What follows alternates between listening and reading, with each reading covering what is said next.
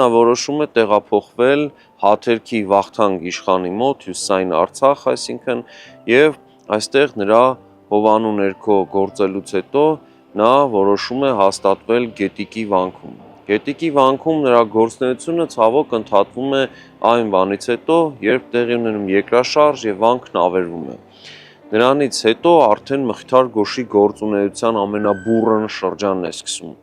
Նա մտերմանում է Զաքարյան իշխանների հետ, բանն այն է, որ այդ ժամանակ Հյուսիսարևելյան Հայաստանում Զաքարյան իշխանների գլխավորությամբ ազատագրման գործընթաց էր գնում եւ Զաքարյան իշխանները յուրօրինակ իշխանապետության համակարգ էին ստեղծում, որի գլուխ կանգնած էր Զաքարե Զաքարյանը, Ամիր Սպասալարի պաշտոնով, այսինքն Վրաց պետության նա զորքերի գլխավոր հրամանատարներ, սպարապետներ եւ նրանց կազմում հայկական իշխանների թիվ 1 գլխավոր անձներ եւ Զաքարե Զաքարյանի եւ նրա եղբոր Իվանեի հովանավորությունը վայելելով եւ նաեւ տեղի իշխանների, հայկական տեղի իշխանների աջակցությունը ստանալով նա կարողանում է հաստատվել մի նոր վայրում Գետիկի վանքից ոչ հեռու եւ հիմնում է նոր Գետիկի վանքը։